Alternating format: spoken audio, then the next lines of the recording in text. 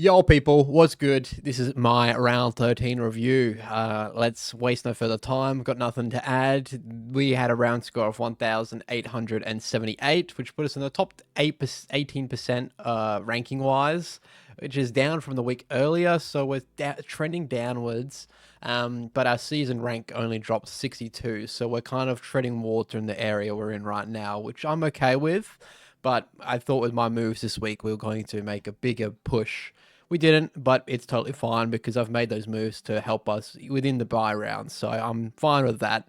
But yeah, I've got nothing further to add from that. The Supercoach World Cup 26 is something to keep an eye out for. I'm still developing my team, but I will be uploading a video eventually of that if I can get around to it. I'm not super knowledgeable in the soccer sphere, so it might not be that worth it, but I'm still going to probably try and push to make a video for that as well.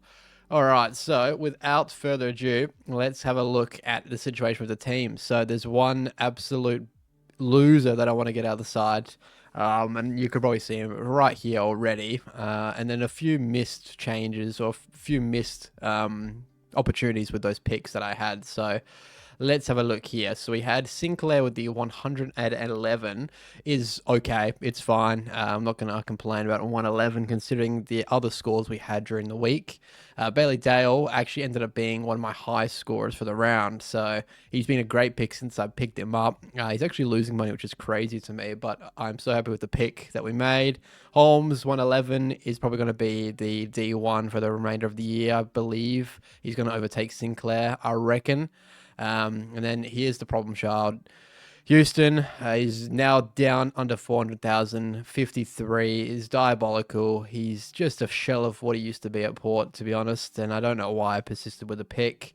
He is up to his buy now, so I think it might be time to jump ship just because I don't want him in my team for the rest of the year. I don't want him to lose me a final because that's what he could do at this stage is he could get you 110 one week and you're happy and you're jumping up and down and hooray Houston finally, and then the next week he can put out 53 and just ruin your entire week. So he's on the buy, perfect time to just say goodbye, cut my losses. I've lost money on him and yeah, just move him on. So that might be an option.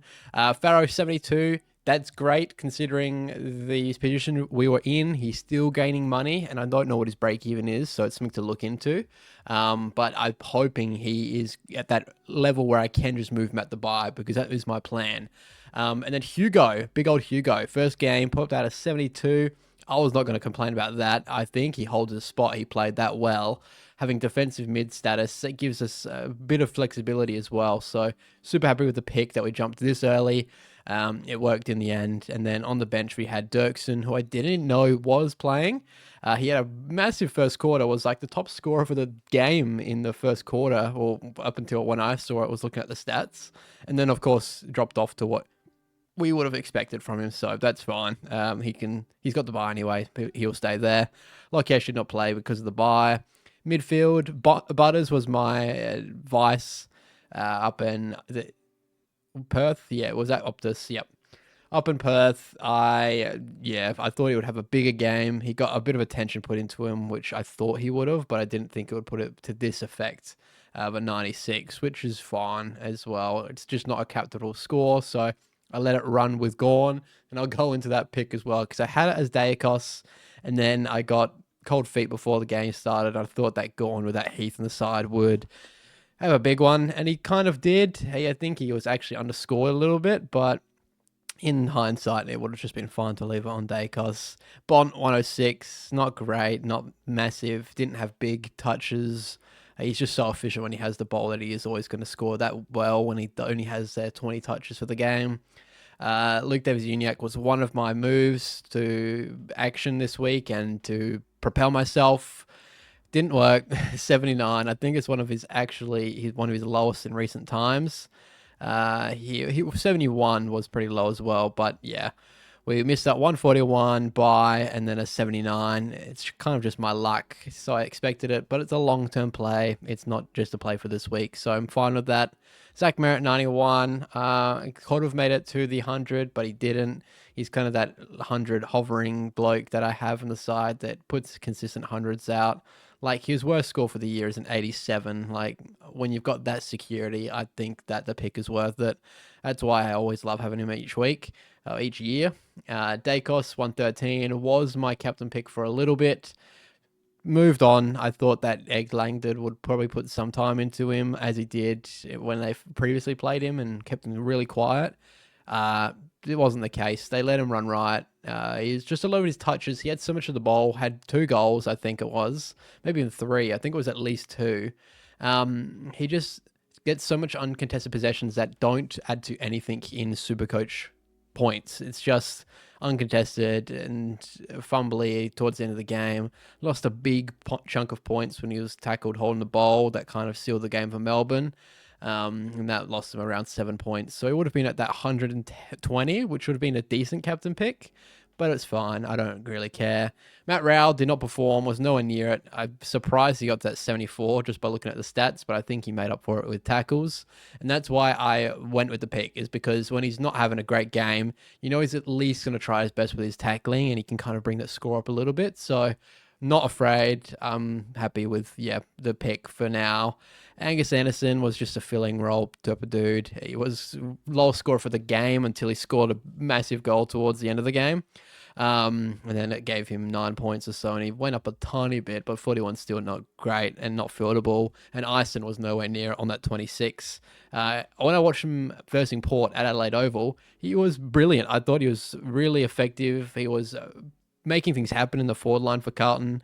Kind of didn't make his way into the game, and Carlton still won. So, I think he holds his spot. I think his job security is okay, but with performances like that, it kind of opens the door for other options. So, something to keep an eye on.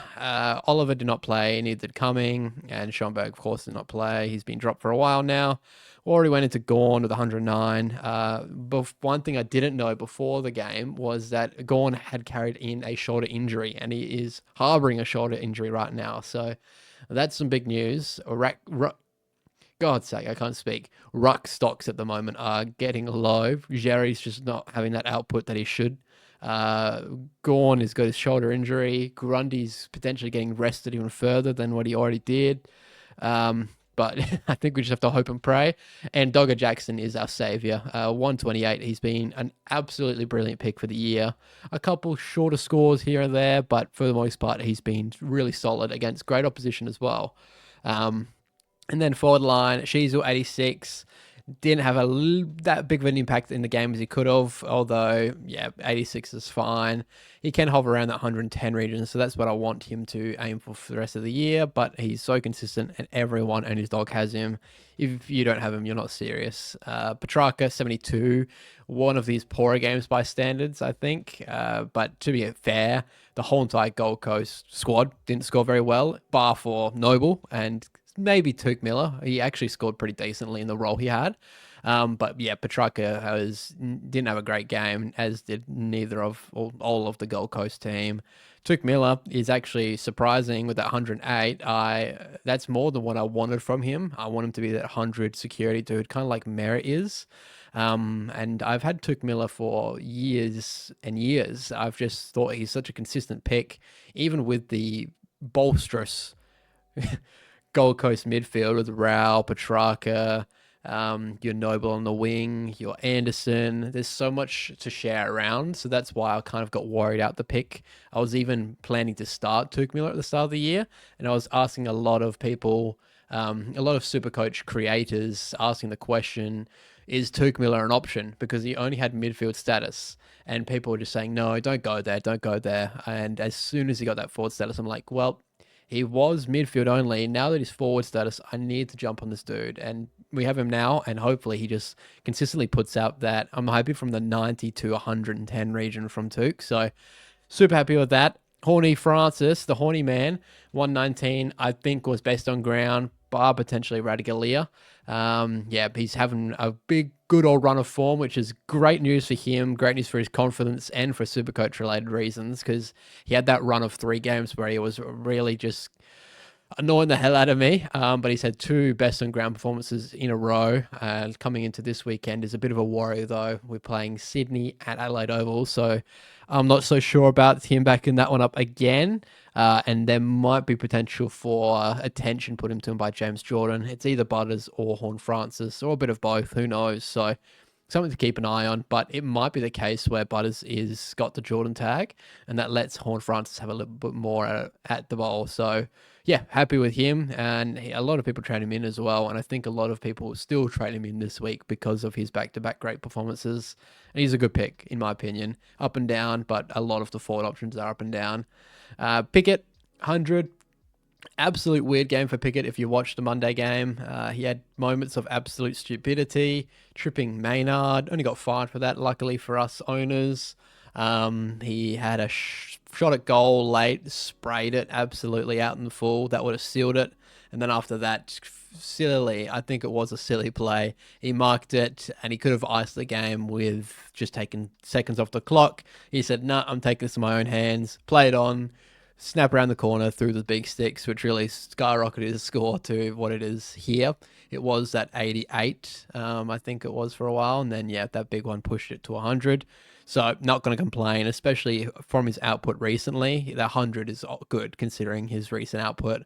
And Jagger Smith only a 63. Not too worried about that one, but he probably is getting to that upper level of his price cycle. Now he's got a 63. He's probably only going to lose money from here for a while, but he is that buy on that buy, so could be a perfect time to jump. I'm probably looking to move some other blokes in other areas, like our Murdoch types for the 54. I think that his break even is going to get a little bit too non-achievable, but we'll have a look at that for sure.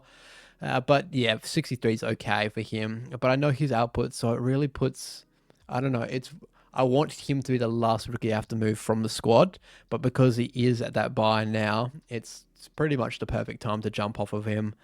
And then we got McKenna on the bench, our last playing player. I didn't have him as the emergency. I'm not sure why.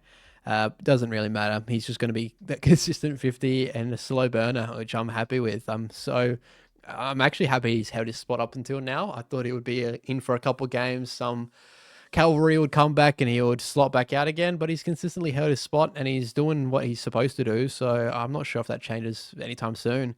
And yeah, Banfield did not play because he was dropped. So something to keep an eye on as well. But that's the team. So we've got a couple buys coming this week. I think we've got 7 in total. We got Houston, Dacos, Anderson, Ison, Jackson, Smith. I believe that is 6. Oh, and if you count Dirksen, I think that's 7. So technically 7. But yeah, 6 on the field that we had. So probably just do the swaps for now. Ison, you're on there, buddy. Anderson is probably going to be a trade option for myself this week. I'm going to have a look at all the break-evens during the week and see what we can do. Lockie Ash, on you go for Houston. And then McKenna, I guess, for Smith. And that would be the team. We can't cover Dacos unless Schoenberg or Banfield plays. And we can't cover Jackson because Zacho's definitely not playing.